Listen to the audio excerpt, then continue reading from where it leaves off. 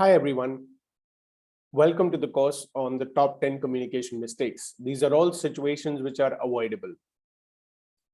Communication has been the key across centuries and thousands of years for humans to communicate with each other. Over a period of time, we've learned how to communicate not only verbally, but also in a written manner. And today, as we speak in these times, there are a lot of tools that are available to us for communicating with each other.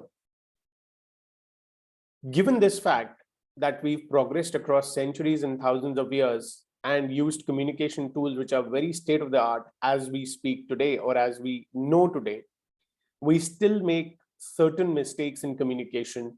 And I'm going to be discussing in this course the top 10 communication mistakes. And all of these situations are avoidable. So you should not think that, these situations are something which will happen. They can be avoided. I'm Sahil Malhotra, and I am on a mission to enable 10 million 0 to 10 years experienced working professionals across 100 countries to become passionate storytellers. And that's the reason I've come up with this course.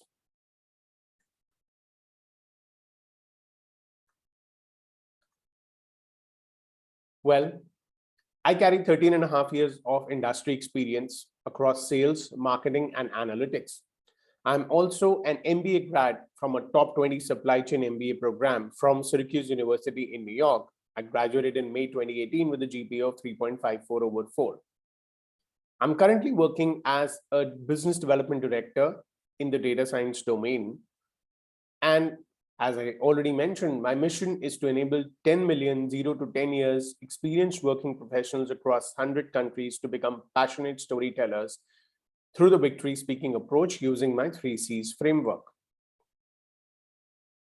Now, why this course? Well, what I found over the course of my experience in the industry was that there is an evident gap that exists between skills required and skills acquired.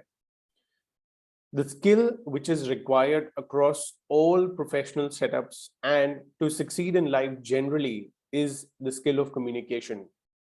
Because whatever it is, we have our ideas, we have thoughts, we need to put them through to somebody, or we need to put them to paper, or we need to kind of formalize them. And communication tools really help them. We are good in parts, but we need to be holistic. That's a very important consideration that I found, that somebody is good in written skills, somebody is good in verbal skills, but there are very few who are good at all: written skills, verbal skills, and interpersonal communication skills. And there are things that we feel we know about, but reality is totally different. With this course, I want to enable my target audience for a 360-degree learning as far as communication is concerned. And my vision is to add value to the society with a vital skill that is communication skill for life. So this is the first of the 10 mistakes that we regularly do. We react instead of responding. So whenever a situation occurs which we feel does not go through the way we want it to, we react with anger and frustration. What we can do is we can consider all the facts, both known and unknown, and then respond accordingly. But we rarely do that. Let's look at a couple of situations where we find ourselves more often than not reacting instead of responding. We all must have children at our homes, in our families. We must have our sons or daughters or nephews or nieces, right? Let's assume that you are visiting your family or the children are visiting you at your house and they break something.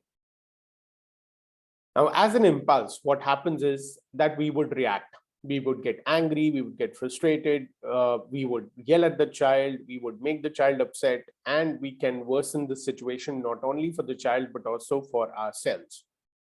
Well, we can do better. We can respond. We can take a deep breath. We can relax.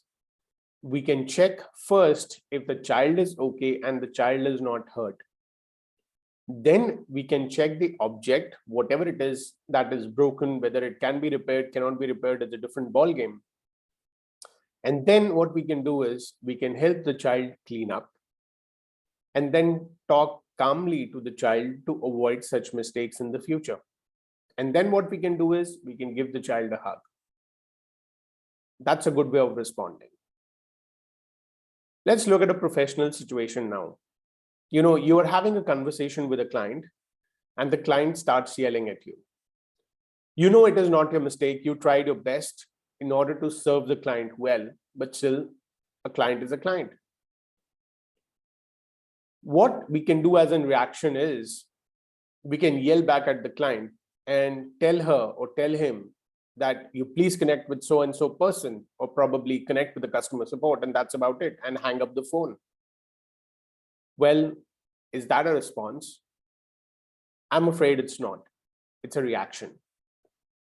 So if you want to respond to a client who's becoming irritated because of a certain situation which has come up, I think a good way to respond will be take a deep breath, relax, let the client finish talking, listen to the client.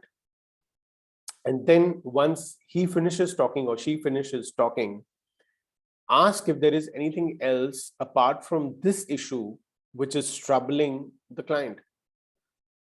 Again, take a deep breath and then answer in a logical manner, in a chronological manner as to what led to the incident. What are those instances, or what is the sequence of events which led to this particular incident?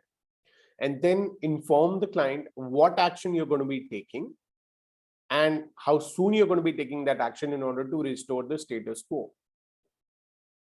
So this is another way of responding instead of reacting. We don't need to react to everything. We need to respond.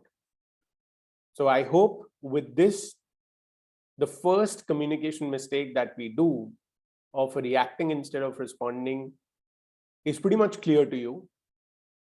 Now let's meet each other with the second mistake in the next video.